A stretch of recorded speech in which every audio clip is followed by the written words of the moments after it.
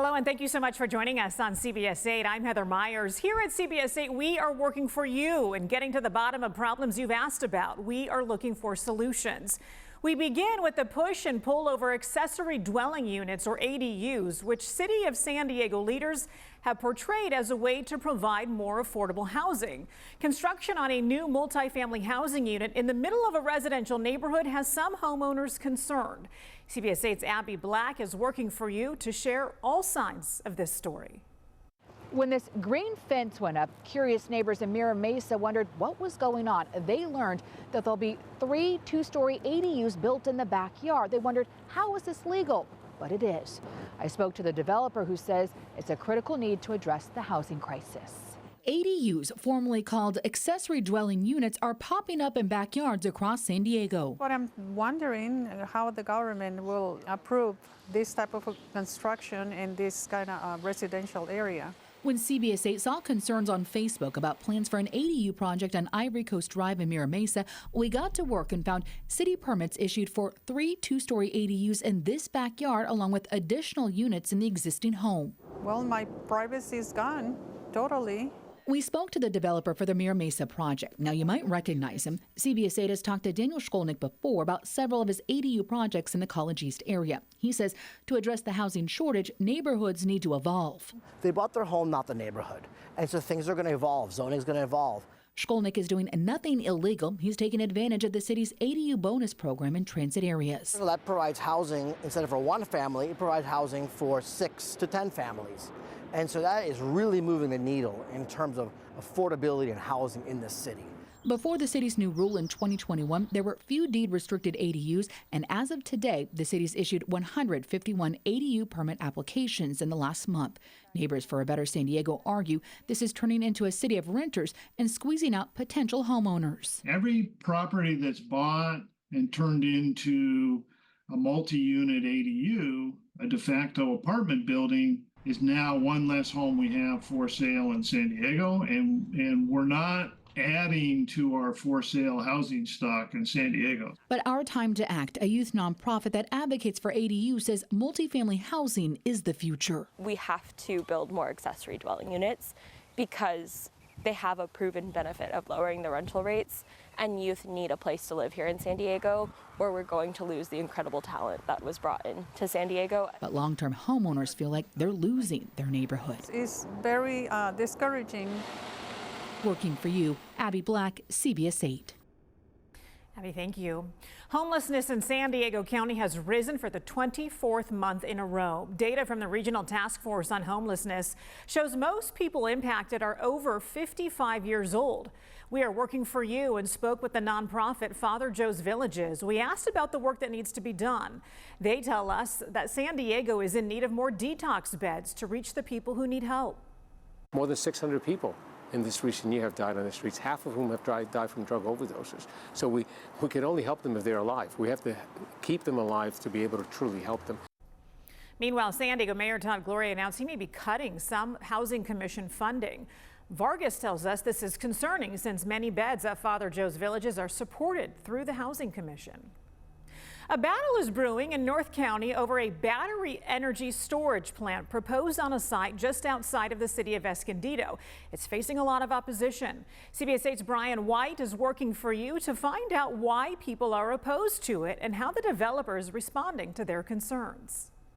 The ludicrous idea of putting an energy facility like this in the middle of residences is absolutely ridiculous. People in the Eden Valley neighborhood are up in arms about the prospect of a battery storage facility being built right here on this 22-acre property in unincorporated San Diego County, 1,600 feet from Palomar Hospital. It's ridiculous to put this toxic bomb in this valley. If you look around the valley, it's a small valley. It's surrounded by homes. The developer AES held a community workshop Wednesday night to explain their plans to build a 3,200 megawatt energy storage plant that would tie into SDG&E's energy grid with the ability to power 240,000 homes for 4 hours. We really do want to build these types of facilities so that we can help the state of California meet its clean energy goals by 2045 to have a 100% carbon-free energy grid. And so a project like this is very important for getting there. People living in the area have gathered nearly 2,500 signatures on a petition to stop the Seguro battery plant from moving forward. I think it's something that instills fear in all of the residents here. Our biggest concern is the fact that these lithium-ion batteries light on fire.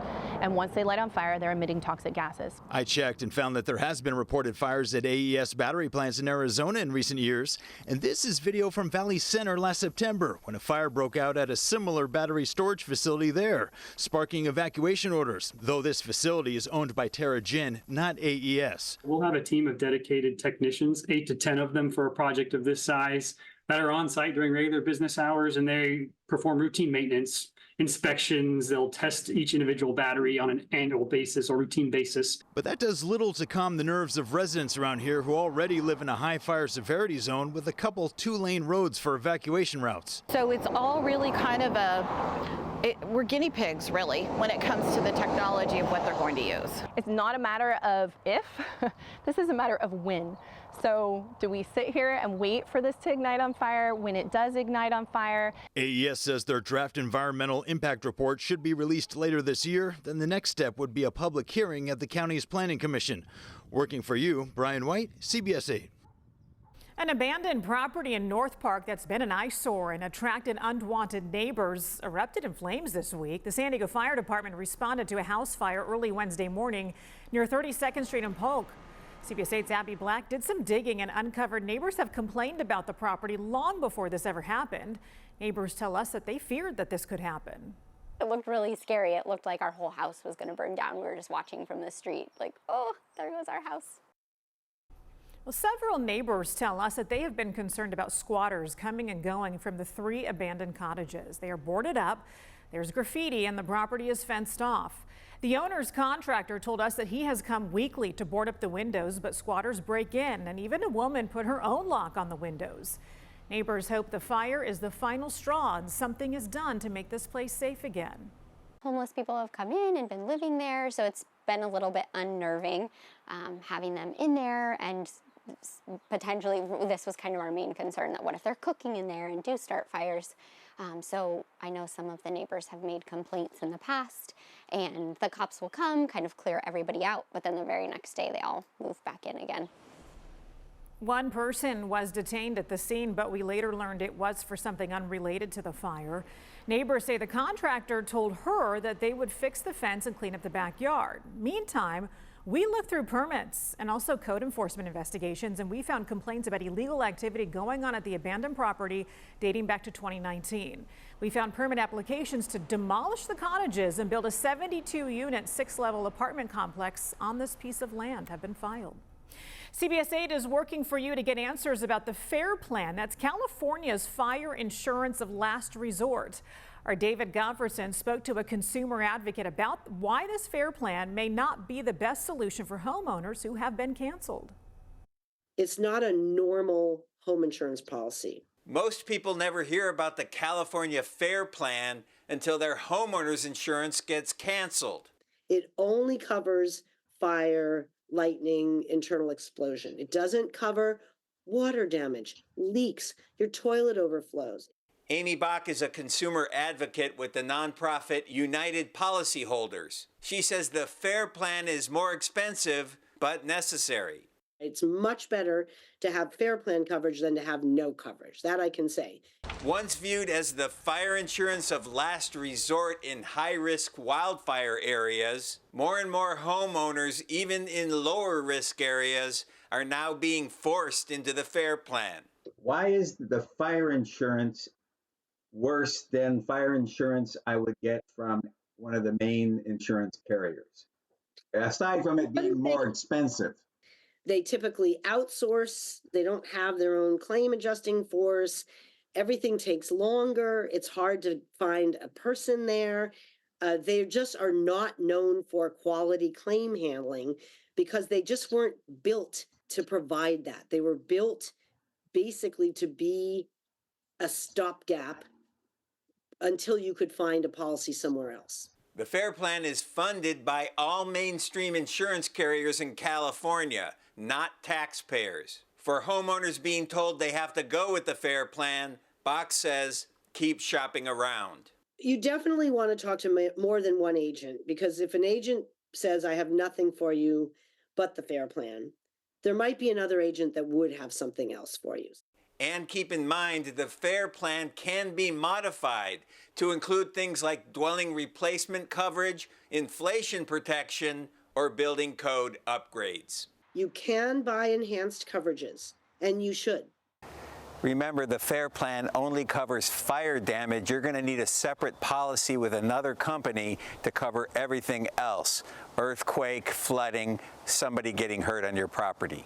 David Gottfredson, CBS 8. David, thanks. Gift card draining is on the rise in the U.S. It happens when scammers record gift card numbers and PINs and then steal balances when people try to buy the cards. We are working for you to help you avoid getting scammed. AARP says nearly 1 in 4 people in the U.S. have given or received a gift card that had no money on it. Police departments around the country have made videos to help you spot targeted cards. Experts say to avoid buying cards that are out in the open. Purchase these from stores that actually have the cards behind glass, that are physically protected and someone can actually see them. Well, she also advises to check gift card balances through the phone number that's on the card, since there are sites out there that are also scams. And once the money is gone, you likely will not get it back. Still ahead, we have been working for you for months, figuring out what's going on with abandoned buildings across San Diego County. We'll bring you updates from Ramona, Murphy Canyon, and from Little Italy. And don't forget, we want to look into issues affecting you and your community. Email us at workingforyou@cbs8.com. We'll be right back.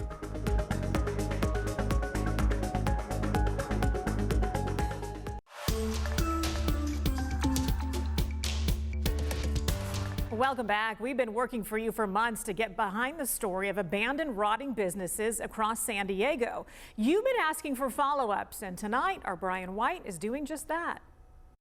This abandoned building series for me started right here in Ramona with this McDonald's that had been vacant for years, but now we're seeing progress as renovations are underway. But let me show you what this place looked like before. Every time you drive by, I work out right here. I have to see it every day. It makes our community look like crap, unfortunately. I was out here in September when the building was marked up with graffiti and surrounded by a dilapidated fence. It sucks because, there's been nothing there. In August 2021, a fire broke out in the basement that scorched the inside. The store had been closed and vacant ever since, and people in the area were fed up with the eyesore. If this is, the face of Ramona, this is not a good example. Now, after nearly 3 years, renovations are finally underway. It looks much better right now with the exterior work that they've done, and the new paint, and then the new arches and all of that. So yeah, it's not going to be the eyesore it was when I talked to you last. We also showed you the old Kmart down the street at the Ramona Station Shopping Center. I went by there, it's still boarded up and looks like they're still searching for a tenant.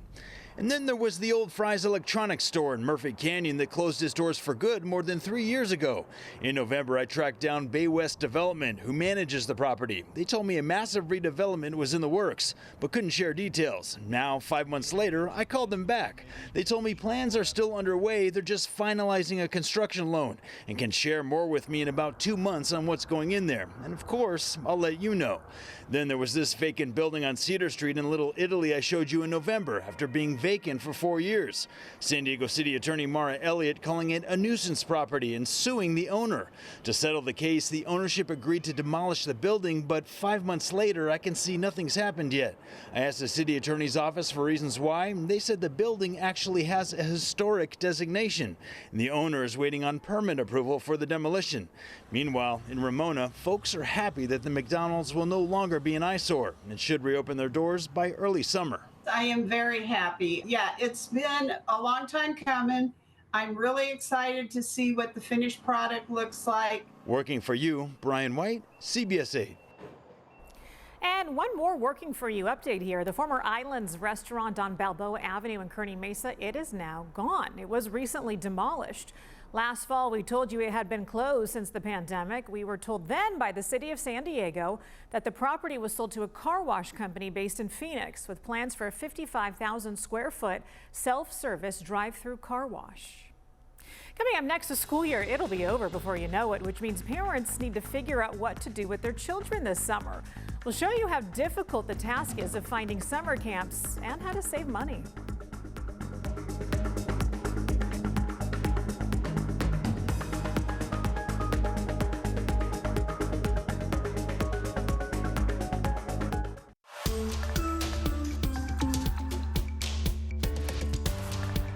Well, like everything else these days, the cost of summer camp has gone up. Just another stressful expense for families.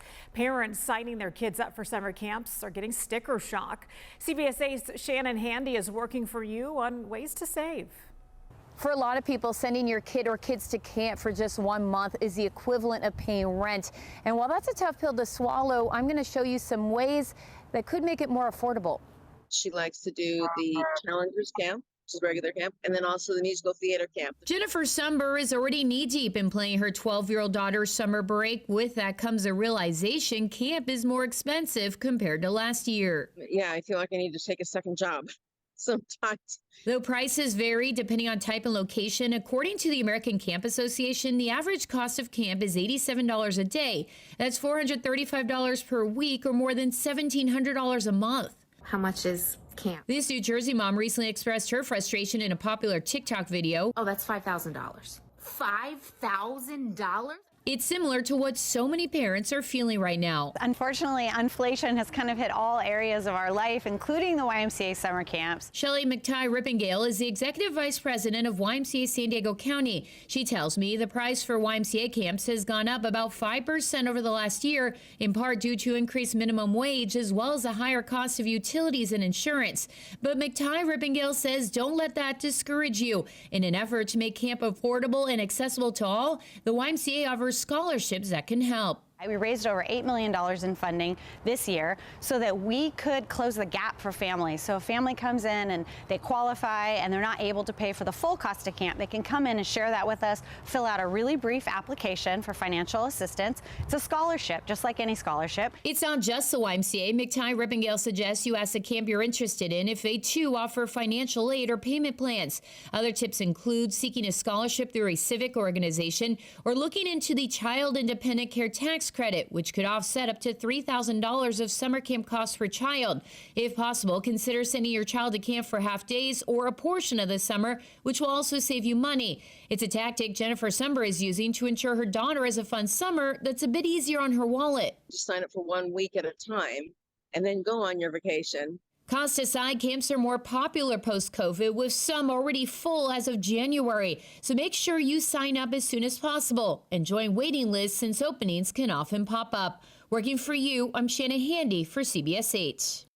Oh yeah, Shannon, not cheap. All right, that's going to do it for us. Remember, if there's something that you would like us at working for you at CBS8.com. Thanks for joining us here on CBS 8. We'll see you next time.